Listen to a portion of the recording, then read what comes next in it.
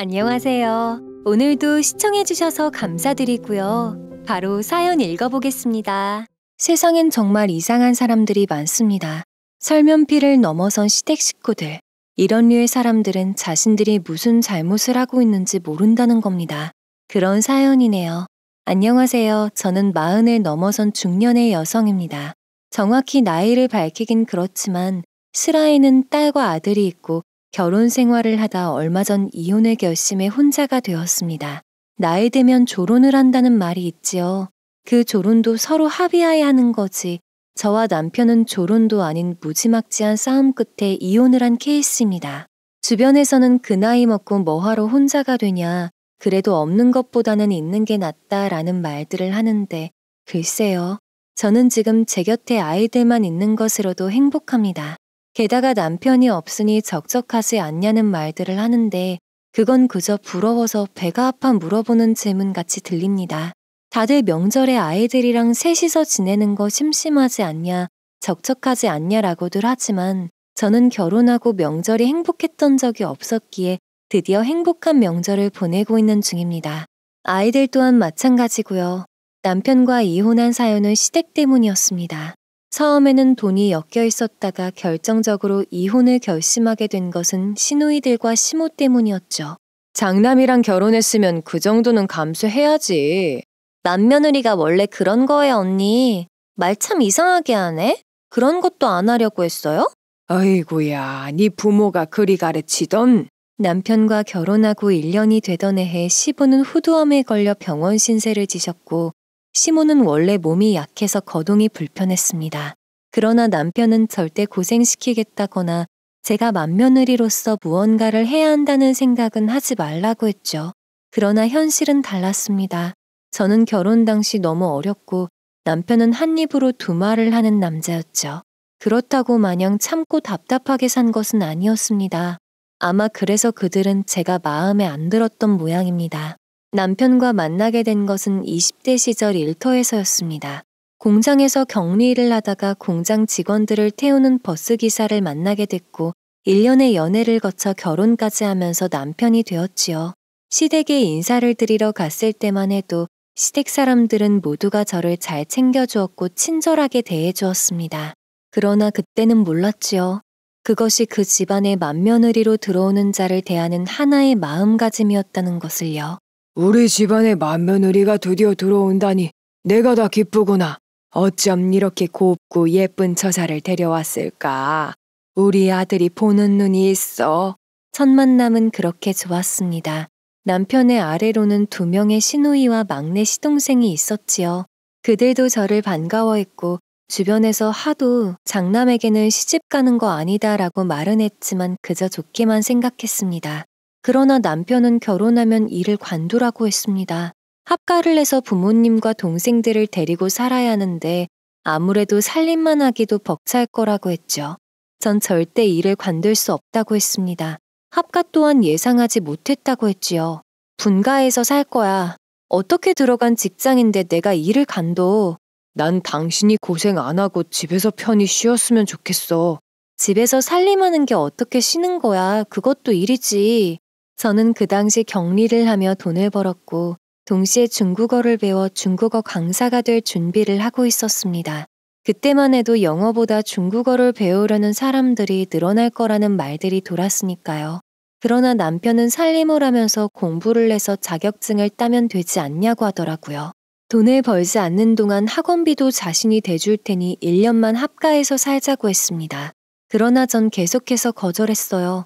시댁에 5식구가 사는데 저랑 남편까지 들어가면 7식구가 되니까요. 그 7식구의 식사와 살림을 다 챙겨야 할 걸 생각하니 아득했습니다. 남편의 설득에 고민하고 있던 찰나 엄마는 말씀하셨어요. 뭐든 안 하고 화내는 것보단 해보고 화내는 게 낫다고요. 일단 같이 살아보고 정 아니다 싶으면 그만두자는 걸로 합의를 보았습니다. 게다가 없는 살림에 무리하게 대출해서 이자에 허덕이지 말고 그 기간 내에 열심히 저축해서 종잣돈 만들라고 하신 겁니다. 하지만 시작부터 녹록치 않았어요. 신우들이나 시동생이나 돕는 것 하나 없이 저 혼자 상을 차리게 하는 겁니다. 요리하고 설거지하고 살림하느라 손은 부르텄고 몸은 지쳐갔습니다. 살림하면서 공부하라는 남편의 말은 말 그대로 불가능했지요. 그 일상이 반복되면서 결국 화가 머리끝까지 올라 남편을 붙잡고 말했습니다. 나 이렇게 못 살아. 내가 부엌댁이야? 내가 종이냐고. 1년만 참자고 했잖아. 내년에는 분가하자. 남편은 계속해서 저를 설득하려 했고 저는 다음날 짐을 싸들고 집을 나섰습니다. 친정으로 갔죠. 그 모습을 보며 말리려던 시모는 주저앉았고 결국 뒤늦게 연락을 받은 남편이 친정으로 달려왔습니다. 부모님은 남편에게 분가라고 했습니다. 지금이야 이혼이 별거 아닌 일이지만 그때는 20년 전이었으니 결혼해서 이혼하는 것은 여자에게 좋은 일이 아니었습니다. 주변에서는 이혼을 할 바엔 그냥 참고 살라고 하는 정도였지요. 그러나 저희 부모님은 색이 나가셨습니다. 살림을 시키지 말라는 게 아니야. 적당히 시켰어야지. 애 손이 이게 뭔가. 남편은 그래도 어떻게 이렇게 한 달만 살고 일이 나가버리냐고 했고 엄마는 말씀하셨어요. 그러나 엄마는 물러서지 않으셨죠. 그럼 남은 1년간 우리가 데리고 있을 테니 자네만 시댁에서 살아. 그리고 1년 뒤에 분가할 집에 내 딸 보내지. 그제야 남편은 얼굴이 사색이 돼서 분가하겠다고 하더라고요. 그대로 시댁으로 다시 돌아가 분가하겠다는 말씀을 드렸고 예상대로 난리가 났습니다. 맏며느리가 잘못 들어왔다느니 결혼해서 남편 돈으로 풍족하게 살면서 그 정도 일도 안 하려고 했냐며 잔소리가 오갔지요. 결국 저는 다시 시댁을 나와 친정으로 갔고 남편은 분가할 집을 알아볼 테니 그때 같이 살자고 하더군요. 그 후로 시댁에선 저희 집으로 연락을 해서 엄마와 한바탕 했습니다. 출가 외인이라는 말도 모릅니까?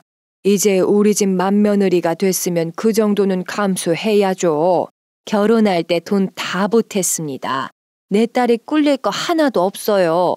그럼 뭐 이혼이라도 시키겠다 이거예요? 시키면 시키는 거지요? 엄마가 강하게 나가자 아버지는 움찔하셨습니다. 이혼까지는 가게 하고 싶지 않으셨던 거죠. 그러나 엄마는 완강하셨습니다. 이유는 엄마도 맏며느리로 시집을 오셔서 고생이란 고생은 다 하셨기 때문이었습니다. 딸은 본인처럼 살게 하고 싶지 않으셨던 거죠. 게다가 친정은 방앗간을 해서 돈을 제법 가지고 있는 상태였고 시집을 보낼 때도 제법 두둑하게 보냈습니다. 제가 기죽지 않게 말이죠. 이미 위로 언니 오빠들을 시집 보냈고 산전수전 다 겪은 터라 저만큼은 이혼을 해도 그만이라고 생각하셨던 모양입니다. 덕분에 시모는 말이 통하지 않는다고 생각했는지 전화를 끊어버렸고 그 뒤로 저는 분가를 내서 남편과 단둘이 살게 되었습니다. 그때부터 일도 다시 하면서 제가 원하는 중국어 자격증 시험을 준비했고 간혹 명절이나 결혼식 등 집안 행사가 있을 때만 참석을 해서 일을 했지요. 시모가 허리가 좋지 않아 오래 서 있지를 못하니 주로 대외적인 일은 제가 나서야 했고 딱 거기까지만 했습니다. 물론 그때마다 남편은 시댁 식구들과 대립을 해야 했지요. 여자한테 껌뻑 죽네 아주. 아주 자기 가족 다 버리고 여자 치마폭에 숨어서는. 그러나 1년이 지나고 제가 아들, 딸 쌍둥이를 낳으면서 시댁은 바로 태도가 변했습니다. 아들도 딸도 동시에 낳은 복덩이가 들어왔다며 칭찬을 아끼지 않았죠. 게다가 조카들은 또 예쁜지 시누이들과 시동생은 허구한 날 분가한 집으로 찾아와서 애들을 보고 구경하다 가느라 정신이 없었습니다. 이런 예쁜 조카들을 낳아줘서 고맙다는 말까지 했지요. 시부와 시모까지 일주일에 한 번은 들러서 아이들을 보고 갔습니다. 그때까지만 해도 겨우 사이가 좋아지는 듯 했습니다. 그런데 갑자기 시부가 쓰러졌습니다. 시부는 암으로 투병 생활을 해야 했습니다. 술과 담배, 몸에 안 좋은 것들은 다 끊어야 한다고 했지요. 그러나 의사의 말에도 시부는 말을 듣지 않았습니다. 어차피 곧 떠날 거 그냥 하고 싶은 거 다 하다 갈 거니까 잔소리 그만하쇼. 의사들이 아무리 설득해도 시부는 들어먹지 않았습니다. 그저 평소처럼 지냈지요. 그런데 갑자기 시누이 둘이 저를 찾아와 말하는 겁니다. 언니, 내가 웬만하면 이런 말 안 하려고 했는데 아무리 그래도 아버지가 아프시잖아요. 엄마는 허리가 안 좋아서 거동이 불편하시고 오빠는 일을 해야 하니까. 결론은 저보고 시부의 병원 생활에 간병인이 돼달라는 거였습니다. 원래 그런 건 맏며느리가 하는 거라고 하더라고요. 시부가 받아놓은 날짜도 얼마 안 남았고 1년만 좀 고생해달라는 말에 결혼도 안 한 신우들과 시동생은 대체 뭘 하느라 못하는 거냐고 했습니다. 자식들이 원래 이런 일에 발벗고 나서야 하는 거 아니냐고요. 그런데 큰 신우가 그러더군요. 언니는 우리 오빠랑 결혼해서 자식도 낳았고 할 거 다 했잖아요. 그치만 우린 아직이에요. 우리가 계속해달라는 거 아니잖아요. 결혼할 때 우리가 아버지 병수발 들어야 하는 모습 보이면 누가 우리랑 결혼하려고 하겠어요. 막내도 그렇고요. 결론은 남편 빼고는 다들 결혼도 안 한 미혼들이라 데려올 사위와 며느리들에게 어필해야겠다는 거였습니다. 어차피 아픈 아버지는 장남인 오빠와 맏며느리인 제가 보살피니 힘들 필요가 없다는 것을요. 얼마간 고민을 했고 마음이 조금은 약해져 엄마에게 전화를 걸어 물어보기까지 했습니다. 예상대로 엄마는 절대 안 된다고 하더라고요. 돈 주고 간병인을 따로 구해. 그걸 왜 네가 하냐. 마누라도 자식들도 안 하는 걸 네가 왜 해. 전화를 끊고도 걱정이 되셨는지 엄마는 집으로 찾아와서 퇴근한 남편의 손을 붙들고 말했습니다. 이 사람아, 우리 애는 안 될세. 사돈일은 안 됐지만 이건 아닐세. 결국 남편과 저는 시댁에 가서 간병인을 구할 거니 각자 돈을 모아서 해결하자고 했습니다. 그러자 시모는 왜 제가 안 하고 간병인을 구하냐고 하는 겁니다. 맏며느리가 있는데 왜 그걸 돈 주고 간병인을 쓰냐. 난 그 돈 못 준다. 시모의 말에 남편은 한숨을 쉬었습니다. 그래서 전 말했지요. 어머니, 어차피 제가 일을 관두고 간병을 하게 되면 저희 부부 수익은 줄어들어요. 그럼 그 간병 비용을 저한테 주시겠어요? 그제야 시댁 식구들 모두 어안이 벙벙한 표정으로 저를 바라보더군요. 돈 한 푼 주지 않고 저를 그저 부려먹으려 했던 겁니다. 남편의 부모는 네 부모야. 아내의 부모도 남편의 부모고 서로 힘들 때 가족들끼리 돕는 거지. 그걸 돈을 받고 일을 할 생각을 하면 어떡하냐. 길 가는 사람 다 붙잡고 물어보라는 시모의 말에 신우들도 고개를 끄덕였습니다. 시동생까지 그렇게 말하더라고요. 전 정말 진절머리가 나서 남편에게 시댁 일은 시댁에서 알아서 처리하라고 하고 나와버렸습니다. 그날 일로 남편과 저는 한바탕 크게 싸웠습니다. 아이도 키우며 일하는 것도 힘든 와중에 시부 간병을 하는데 돈 한 푼 주지 않는다뇨. 애초에 할 생각도 없었지만 저를 정말 부리려는 것처럼 말하는 모습에 제대로 실망했다고 했습니다. 그러나 남편은 언제까지 하고 싶은 대로만 살려고 하냐며 오히려 큰 소리를 치더라고요. 결국 짐을 싸들고 아이들과 함께 친정으로 넘어갔고 일주일이 지나서야 남편은 친정으로 찾아와 손을 잡고 미안하다고 사과했습니다. 제가 워낙 완강하고 엄마도 고개를 저어서 남편은 시댁에 큰 소리를 쳤고 신우와 시동생이 돈을 보태 간병인을 구하기로 했다더라고요. 그 후로 간병인이 혹시 제대로 일을 하지 않나 저와 남편은 자주 병원에 들렀고 시모와 신우, 시동생은 한 달에 한 번도 겨우 들릴까 말까였습니다. 부모 생각하는 마음은 제일 갸륵한 것처럼 행동했으나 정작 병실 냉장고에 음식을 채워두는 것은 저였지요. 그 뒤로 1년이 지나고 시부는 세상을 떠났습니다. 장례식을 치르고 겨우 한숨을 돌리나 싶었는데 시누이들이 찾아와 그러더라고요. 아버지 돌아가시고 엄마 혼자 사시는 거 적적하시잖아요. 나이 먹으면 어르신들 손주 보는 재미에 사시지 뭔 재미로 사시겠어요. 네 언니? 우리가 자주 올게요. 분간 월세집이 안 그래도 좁은데 시모를 모시고 같이 살라는 겁니다. 엄마가 애들 보는 거 도와주실 거예요. 언니 일하는 동안. 솔직히 장남이 모시지 누가 모셔요? 안 그래요? 신우들이 계속해서 말했고 남편은 그저 옆에서 가만히 듣고만 있었습니다. 아무래도 어머니를 모시고 살고 싶은데 제가 화를 낼까봐 말을 꺼내지 못해 시누이들을 부른 듯 했지요.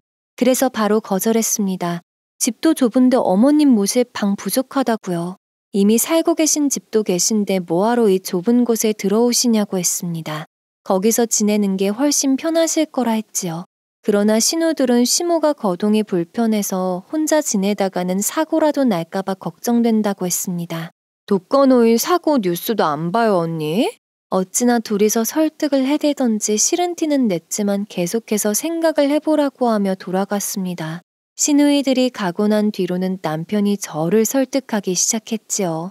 이제 와서 함께 사는 거 불편하다고 했습니다. 남편은 불편할 게 뭐가 있냐며 시누이들이 했던 말을 그대로 응용해 저를 설득했고 전 일하느라 어머님이 집에 계셔도 챙겨드릴 여력이 없다고 했습니다. 그러자 남편이 정말 너무한다고 하더라고요.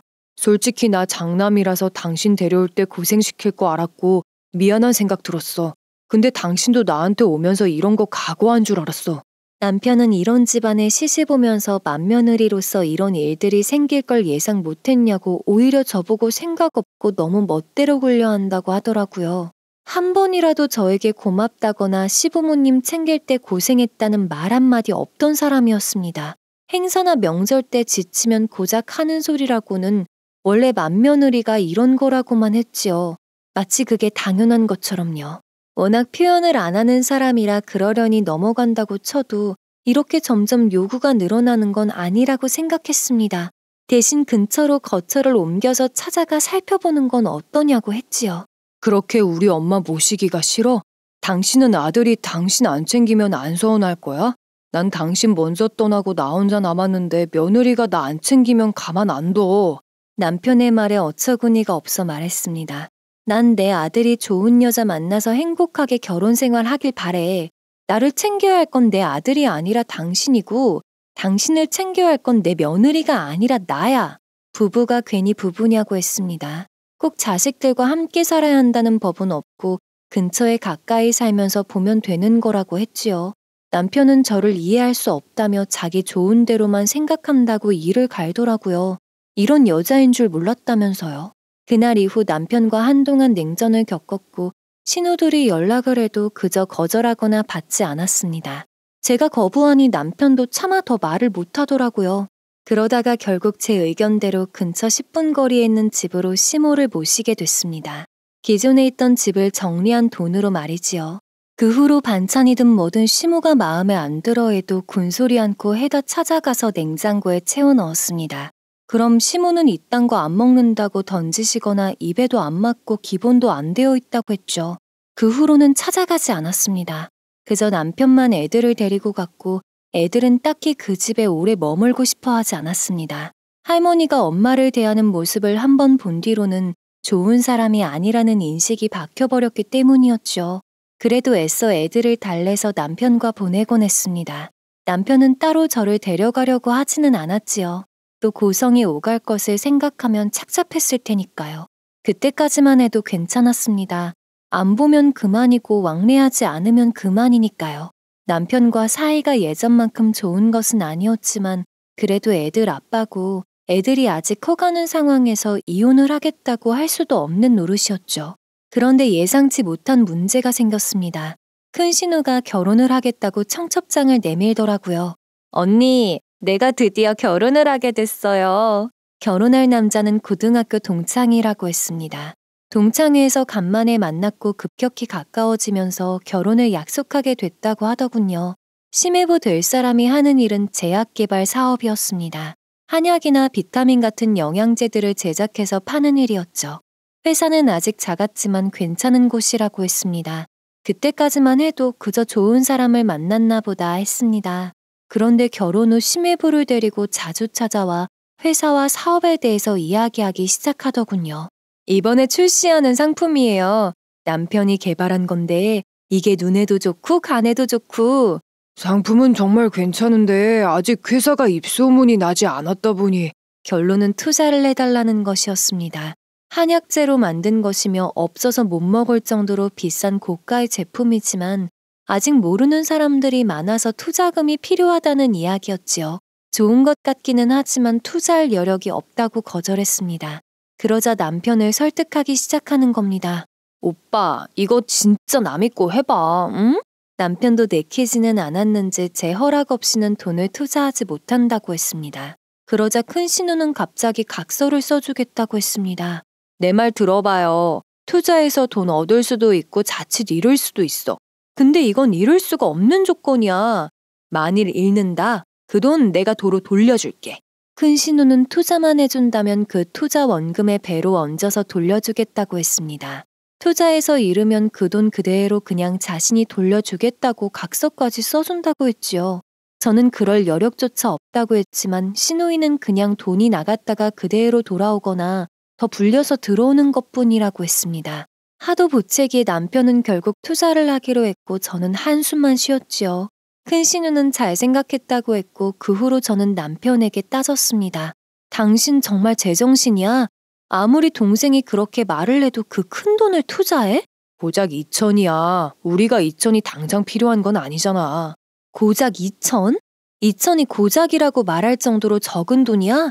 당장에 필요한 돈이 아니어도 그걸 모으느라 얼마나 힘들었어. 남편은 이 이야기는 더 이상 하지 말라고 했습니다. 생활비 조금 더 아끼면 되는 일이라고요. 곧 배로 벌어준다니까 그것만 기다리라고 하기에 저는 타들어가는 속을 애써 달래야 했죠. 그런데 정말 놀랍게도 수익금이 배로 들어오기 시작했습니다. 2천을 넣었더니 4천이 돌아온 겁니다. 큰 신우는 겉보라며 자신이 말했지 않냐고 너스레를 떨었습니다.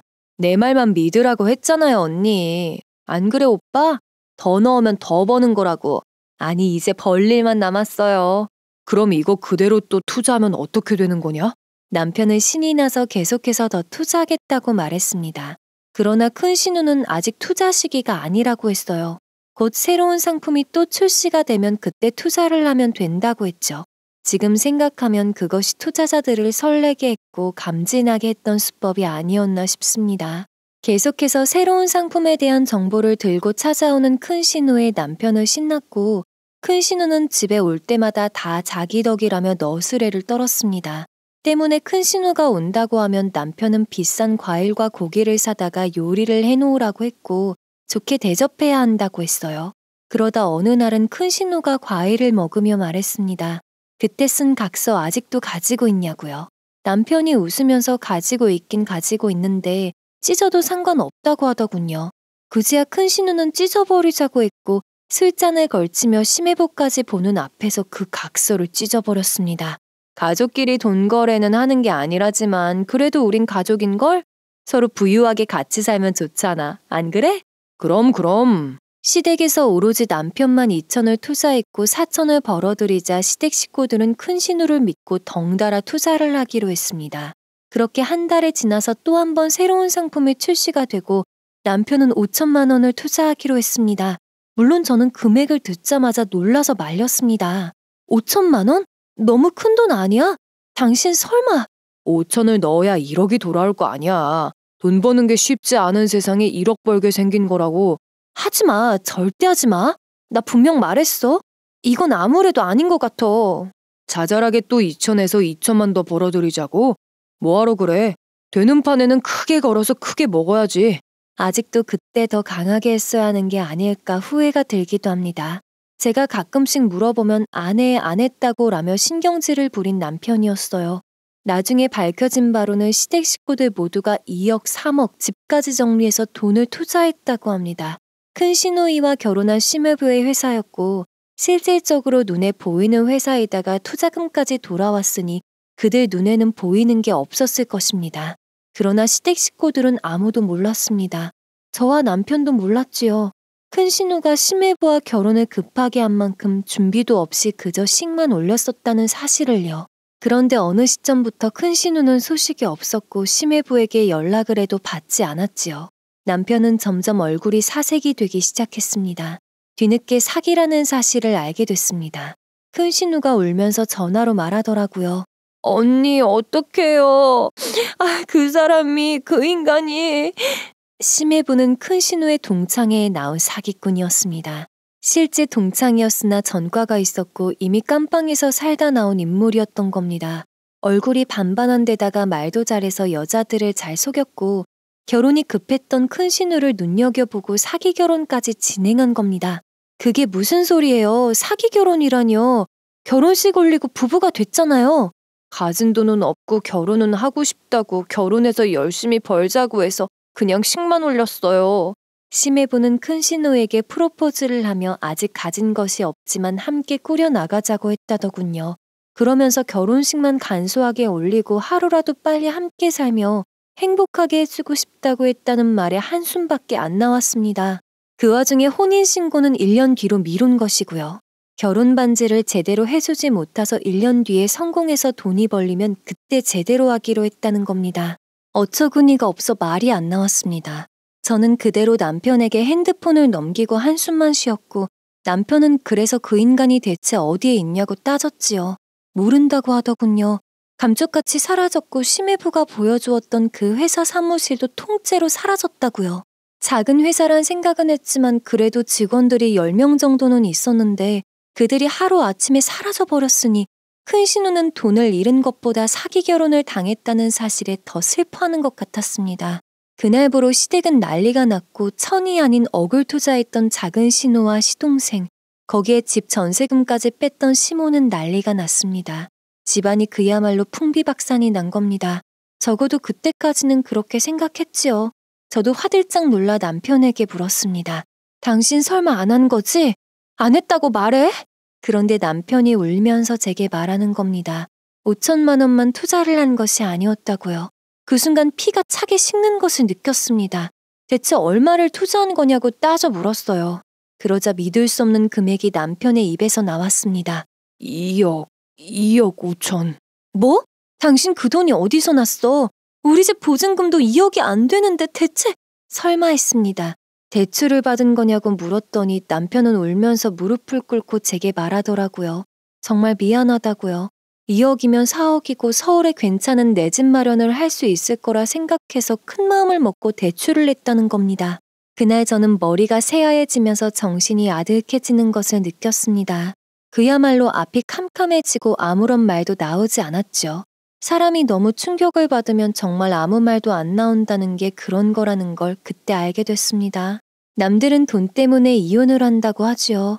이혼이고 뭐고 남편과 갈라설 겨를은 들지 않았습니다. 머리를 싸매고 어떻게든 이 일을 해결해야 한다고 생각했습니다. 시댁 식구들이 그 사기꾼을 잡으러 다니는 사이, 경찰서를 들락거리는 사이, 저와 남편은 국선 변호사를 통해 사기꾼을 붙잡으려 노력했습니다. 당장에 애들을 먹여 살려야 하니 돈이 부족해 친정에도 사정을 하고 돈을 빌렸습니다. 시댁은 가족 전체가 다 투자를 해서 빌릴 돈조차 없었지요. 오히려 저에게 연락해서 빌려달라고 애원을 하더라고요. 언니, 300만 원만 빌려줄 수 없어요? 내가 돈이 어딨어요. 알잖아요. 우리 집안도 난리인 거. 빌려줄 돈도 없고 이런 전화 다시는 하지 말라고 했습니다. 그때부터 기존에 하던 일은 물론이고 새로운 일까지 늘렸습니다. 낮에는 중국어 강사로 일을 하고 저녁에는 설거지 알바를 했지요. 남편은 낮에 일을 하고 저녁에는 대리운전까지 뛰었습니다. 그것도 모자라 카드로 빚을 돌려막다가 결국 법정에 서게 됐고 파산 신청을 했습니다. 남편은 파산했고 신용불량자가 되어 웬만한 서류들은 제 앞으로 돌려졌습니다. 1년 만에 그 사기꾼들은 잡혀서 감옥에 다시 들어갔고 법정에서는 그들과 어마어마하게 소리를 지르며 대립했습니다. 네가 그러고도 사람이야? 감히 나한테 사기를 쳐? 난 그래도 일말의 양심을 가지고 널 대했다. 혼인신고는 안 했잖아. 그럼 새로 남자 만날 수 있는 거 아니야? 닥쳐, 가만 안 둬. 가만 안 둬. 내 돈 내놔. 너 내가 가만 안 둘 거야. 평생 너 끝까지 쫓아가서. 온갖 더러운 말들이 오갔습니다. 그러나 그들을 잡았다고 해서 투자했던 돈들을 전부 돌려받을 수 있는 것은 아니었죠. 저희는 2억 5천 중 1억 4천만 원을 받을 수 있었고 나머지는 시댁이 조금 받았을 뿐입니다. 큰 신우는 심해부를 붙잡고 울며 소리쳤습니다. 사실혼 관계인지라 그리 큰 위자료를 받을 수도 없었죠. 판결이야 위자료를 받는 쪽으로 났지만 그 위자료가 당장에 들어올 일은 없었습니다. 그 사기꾼은 뱉어낼 생각도 하지 않았습니다. 그 뒤로 시댁은 조용했고 한동안 저와 남편은 시댁 근처로 가지 않았습니다. 신우들과 시동생과도 만나지 않았죠. 이유는 그들이 만나기만 하면 돈 이야기를 했기 때문이었습니다. 100만 원만 빌려줘라, 당장에 나갈 돈들이 없다 등등. 그래도 우리는 둘이 벌어들이니 좀 여유가 있지 않냐고 하더군요. 그러나 곧이어 그 말은 쏙 들어갔습니다. 대리운전을 하다 남편이 사고를 내고 만 겁니다. 미안해 여보, 내가... 남편은 졸음운전을 했고 차주인의 수리비를 물어줘야 하는 상황이 됐습니다. 돈을 더 벌기 위해 시작한 대리운전으로 빚만 늘어났고 대리회사에서는 근무 정지를 먹었습니다. 낮에 일하는 회사에서도 남편은 실수를 해서 권고사직을 당했고 결국 실직자가 되어버렸죠. 나이 먹어서 새로운 일자리를 구하는 것은 쉽지 않았습니다. 하루아침에 한 집안의 가장이 되어버린 저는 정말 쉬지 않고 일했습니다. 그저 아이들을 먹여 살려야 한다는 생각만 했지요. 그러다 남편은 야근에 경비 일을 시작하게 됐고 낮에는 저 대신 아이들을 케어하기 시작했습니다. 저는 낮밤 상관없이 일에 매진했지요. 그런데 명절이 돼서 일이 터졌습니다. 시모가 연락이 와서 제사상을 안 차리냐고 하는 겁니다. 아무리 바쁘고 정신없는 상황이라도 해야 할 건 해야지. 안 그러냐? 그럴 정신 없어서요, 어머니. 남편 보낼게요. 왜 며느리 네가 안 오고 아들을 보내냐? 와서 일찍이 요리하고 상 차려야 할 거 아니냐? 제가 일을 해야 해서요. 남편은 낮에 쉬니까 남편이 갈 거예요. 시모는 그런 법이 어디 있냐고 남편이 와서 무슨 요리를 하냐고 했지만 저는 그대로 끊어버렸습니다. 그때 저는 제정신이 아니었습니다. 반은 혼이 나가 있었죠. 시모가 무어라 말을 해도 들리지 않는 상황이었습니다. 남편이 만들어낸 빚은 갚아야 했고 친정에서는 차라리 이혼을 하는 게 낫지 않냐고 부추기는 상황이었죠. 사실 이혼을 생각하지 않은 건 아니었습니다. 하지만 그때는 빚을 어떻게든 수습하는 게 급선무였습니다. 저는 일을 하다 말고 남편에게 연락해 말했습니다. 어머니한테 가서 상 차리고 하는 것들 도와드리라고요. 그런데 남편이 그걸 왜 자기가 하냐는 겁니다. 그럼 일하는 내가 가서 해? 그런 말이 아니라 차라리 동생들한테 연락해서 가게 하라는 거지. 내가 가서 뭔 요리를 해. 도움도 안 될 텐데. 그럼 당신이 동생들한테 연락해서 말해. 가서 도와드리라고. 그렇게 전화를 끊고 다시 일을 했습니다. 그런데 얼마 지나지 않아 큰 신우에게서 연락이 오더군요. 전화를 받았는데 다짜고짜 고래고래 소리를 질렀습니다. 이건 아니죠, 언니. 돈 버는 게 아무리 중요해도 며느리 노릇은 해야 할 거 아니에요. 맏며느리가 괜히 맏며느리예요? 그거 하루 안 번다고 무슨 큰일 나요? 사람이 없이는 살아도 도리는 지키라고 했어요. 우리 집안을 무시하냐는 말부터 온갖 말도 안 되는 이야기들을 하는데 대꾸할 여력도 없었습니다. 그저 짜증만 났지요. 그래서 딱 한마디만 했습니다. 도리를 지키기엔 제가 너무 힘드네요. 그대로 전화를 끊어버렸습니다. 다시 핸드폰이 울렸으나 받지 않았죠. 그 후로 강의만 몇 시간을 뛰었고 저녁이 돼서야 남편에게서 문자가 왔습니다. 일 끝나고 시댁으로 오라고요. 아이들은 이미 데리고 온 상태라면서요. 차도 없으니 택시를 탈까 했지만 택시 탈 돈도 아깝더라고요. 버스를 타고 돌아가는 정류장을 거쳐 겨우 시댁에 도착했습니다. 그런데 현관문을 열고 들어가자마자 무언가 머리 위로 우수수 쏟아졌어요. 순간 하얀 무언가 떨어지자 이게 대체 뭔가 싶었죠. 소금이었습니다. 제 머리에 누군가 소금을 뿌린 거였어요. 너무나 충격이 커서 어안이 벙벙한 표정으로 고개를 드니 큰 신우가 제 머리 위로 소금을 뿌린 채 노려보고 있더라고요. 그러면서 하는 말이 더 가관이었습니다. 어딜 들어와요? 맏며느리 노릇도 못하는 여자가? 너무 화가 나서 피가 차게 식는 것을 느꼈습니다. 그런데 거실에 앉아있던 아이들이 울먹이며 저를 바라보더라고요. 감히 애들 앞에서 나를 이 지경으로 모욕을 주나 싶었지요. 그때 남편이 달려와 제 머리를 털어주면서 큰 신우에게 소리쳤습니다. 이게 뭐 하는 짓이야? 너 제정신이야? 아무리 그래도 어떻게 언니한테 소금을 뿌려? 누가 언니야? 난 이런 새언니 둔 적 없는데. 오빠야말로 정신 차려. 이런 여자랑 결혼해서 지금 우리 집안 꼴이 이게 뭐야? 큰 신우와 작은 신우의 외침에 구석에서 아이들과 장난을 치던 시동생은 굳어서 아무런 말도 못했습니다. 형인 남편의 편을 들어야 할지 누나들의 편을 들어야 할지 감이 서지 않은 것이었죠. 전 그대로 신발장에 있던 다른 사람들의 신발을 들어 시누이들에게 집어 던졌습니다. 그리곤 소리쳤죠. 오늘부터 나 이 집 며느리 안 할라니까 부르지도 연락하지도 마. 길에서 아는 척도 하지 마. 알겠어? 제가 신발을 던지자 남편이 다시 말렸고 저는 아이들에게 당장 나오라고 했습니다. 시모가 애들은 두고 가라고 했지만 아이들은 제게 쪼르르 달려와 우리 엄마한테 소리치지 말라고 했지요. 할머니도 고모들도 다 필요 없다며 같이 신발을 들어 시모에게 던졌고 그제야 시모는 얼굴이 터질 듯이 붉어져서 제게 소리치더군요. 나가, 썩 나가 이거사. 아이들을 데리고 시댁을 나왔고 남편이 나오려 하자 시모와 신우들이 남편을 붙잡았습니다. 그러면서 애들은 어차피 나중에 데려오면 된다고 들으라는 듯이 소리쳤지요. 전 그대로 택시를 잡아 타고 친정으로 갔습니다. 우는 아이들을 달래주며 외할머니에게 가자고 했지요. 30분 만에 친정에 도착했고 아이들을 맡기며 말했습니다. 이혼할 거라고요. 그제야 엄마는 눈이 번쩍 뜨이셨고 아버지는 놀란 표정으로 걱정하시더라고요. 그러나 엄마는 바로 제 머리에 보이는 하얀 소금들을 발견하시고 이게 다 뭐냐고 물었습니다. 이거 설마 소금이냐? 이걸 누가 너한테 뿌렸어? 누가? 소금? 대체 누가 너한테 소금을 뿌려? 소금을 맞았다는 사실에 아버지도 놀라서 소리치셨습니다. 그러자 제가 말하기도 전에 아이들이 다시 울면서 말하더군요. 큰 고모랑 작은 고모가 엄마가 들어오자마자 소금을 뿌리고 소리쳤다고요.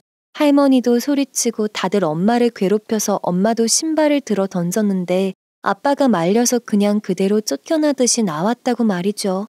아이들은 아빠도 나쁘다면서 엄마를 도와주지 않았다고 보고 싶지 않다고 소리를 빽빽 질러댔습니다. 그딴 아빠는 필요 없다면서 말이지요. 그 순간에 엄마의 눈빛은 완전히 달라지셨습니다.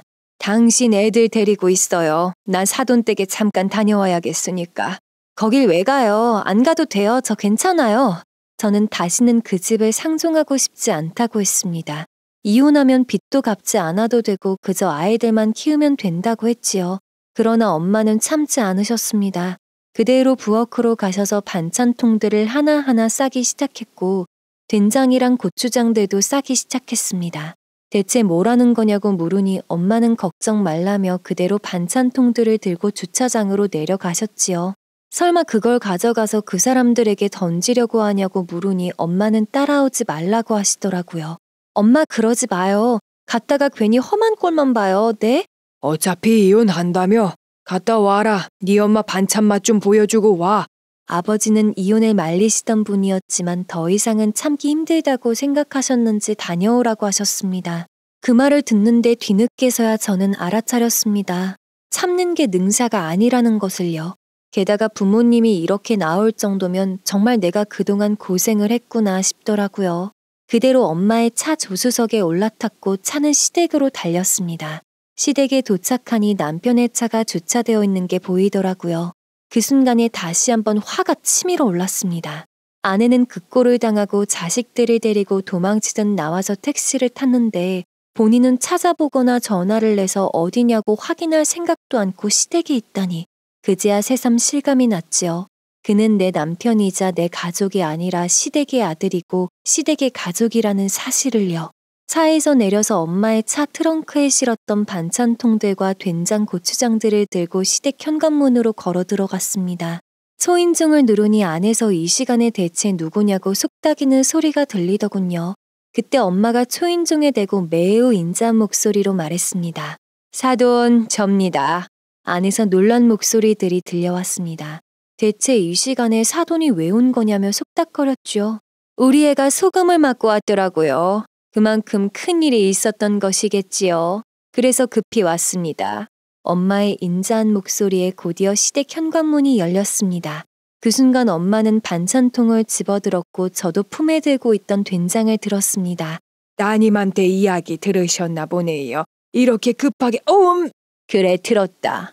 감히 내 딸한테 소금을 뿌려? 이 천벌받을 것들아. 아이고. 엄마는 바로 반찬통에 있던 파김치를 들어 시모의 얼굴에 던졌습니다. 던지는 것으로 그치지 않고 문질렀지요. 시모의 얼굴은 엉망이 됐고 시모의 눈에 고춧가루가 들어갔는지 눈이 아프다며 소리를 질러댔습니다. 엄마! 아줌마 돌았어요? 이게 뭐하는 짓이에요? 뭐하는 짓이긴 소금에 대한 답이지 이것들아. 전 그대로 엄마를 따라 들어가 된장을 시누이들의 얼굴에 발라버렸습니다. 남편과 시동생은 그 자리에서 놀라 굳어버렸고 시누이들과 시모가 좀 말려보라고 소리 질렀지만 차마 가까이 다가오지 못하더군요. 김치와 된장이 자신들에게 묻는 것은 절대 싫었던 모양이죠. 그날 그렇게 엄마와 저는 반찬통을 사정없이 그들에게 던지며 묻혔고 그들이 달려들면 신발장에 신발을 들어 던지며 현관문을 빠져나왔습니다. 그리곤 엄마와 차로 돌아와 다시 운전대를 잡고 친정으로 돌아왔지요. 엄마도 저도 손과 몸은 엉망이었지만 그 어느 때보다도 속이 시원했고 마음은 편했습니다. 그리고 친정으로 돌아가자마자 몸을 씻고 남편에게 전화해 이혼을 통보했습니다. 더 이상은 너랑 못 살겠다고요. 남편은 아무리 그래도 어떻게 이런 식으로 자기 집안을 욕보이냐고 하더라고요. 그래서 따졌습니다. 내 애들 앞에서 신우한테 소금을 맞은 나는 니네 집 식구들한테 욕보여도 되고 너희 집은 안 돼? 그렇게 나를 하대해놓고 내가 가만히 있을 줄 알았어? 그런데 남편은 정말 어처구니 없는 말을 했습니다. 먼저 맏며느리 노릇을 안 한 건 당신이잖아. 우리 집사람들이 괜히 그래? 다 업보야. 업보 같은 소리 하고 있네, 이 정신 나간 인간아. 그날 태어나서 정말 많은 거친 말들을 했던 것 같습니다. 그리고 다음 날 아이들을 붙잡고 말했지요. 엄마가 아빠와 더 이상 같이 살고 싶지 않아졌다고요. 그렇다고 너희가 아빠를 못 만나는 건 아니라고 했습니다. 다만 따로 살고 법적으로는 이제 부부가 아니게 될 거라고 했어요. 그래도 괜찮겠냐고 물었더니 아이들은 상관없다고 하더군요. 오히려 그동안 고모랑 삼촌이랑 할머니까지 만나면 소리만 질러서 무서웠다면서요. 아이들의 입이 그렇게 말하니 한결 안심이 됐습니다. 곧바로 가까운 법률 사무실을 찾아갔고 상담을 하는 동안 얼마나 눈물을 흘렸는지 모르겠습니다. 전 무사히 이혼을 하고 양육권을 가지기만 하면 된다고 했습니다. 변호사는 시댁에 충분한 귀책 사유가 있으며 재산 분할을 했을 때도 제가 더 많은 돈을 받아야 하는 조건이라 했습니다. 단 이야기를 들어보니 남편에게 빚이 많아 현실적으로 그 돈을 받기는 힘들 것이라고 하더군요. 판결문에 높은 금액이 나와도 못 받을 가능성이 높다고 했습니다. 상관없다고 했지요. 돈이고 뭐고 그 집안과 끝내는 것이 목표라고 했습니다. 대신 아이들 양육 비용은 잘 책정이 됐으면 좋겠다고 했어요. 하나도 아니고 둘이다 보니 저 혼자 키우는데 돈이 드는 건 어쩔 수 없으니까요. 변호사는 성심성의껏 재판을 준비하겠다고 했고 바로 이혼소장이 날아갔습니다. 남편은 전화가 와서 난리를 치더군요. 당신 정말 제정신이야? 이혼이라니 애들은 어쩌려고? 애들은 내가 키울 거야. 빚만 없으면 충분히 내가 키울 수 있어. 부모님도 도와주신다고 했고. 진짜 해보자는 거야? 당신 나 없이 살 수 있을 것 같아? 당신이 있었던 것 같은데 난 당신이랑 결혼하기 전이 훨씬 잘 살았어. 남편은 제가 이렇게 나올 줄은 몰랐다며 소리를 질렀고 저는 그대로 전화를 끊어버렸습니다.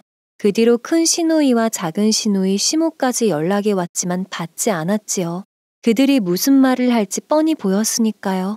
전화를 받지 않으니 장문의 더러운 말들이 오더군요. 정말 끝까지 상종하고 싶지 않은 시댁이라 생각했습니다. 그런데 남편에게서 연락이 왔습니다. 하도 전화가 오길래 결국 받았더니 말하더라고요. 여보, 내가 다 미안해. 내 동생들이 못 배워서 그래. 아버지랑 어머니한테 제대로 못 배워서 그런 거야. 나도 그걸 아는데 차마 창피하고 인정하기 싫어서 그랬어. 남편은 울며불며 빌기 시작했습니다.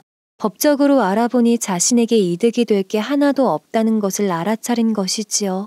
아이들을 아빠 없이 키우는 건 아니지 않냐고 호소하기에 아이들도 그날의 당신을 보고 실망했다고 했습니다. 제가 남편과 이혼을 한다고 했을 때 찬성했다고 했지요. 뭐 애들이 그랬다고? 말도 안 되는 소리 하지 마. 난 애들이 직접 한 말 아니면 안 믿어. 제가 소금을 맞는 장면은 아이들에게 크나큰 충격이었다고 했습니다. 애들에게 그 사건을 다시 물어 확인하고 싶다면 확인하라 했지요. 그제야 남편은 그럴 리 없다며 아이들을 보러 오겠다고 했습니다.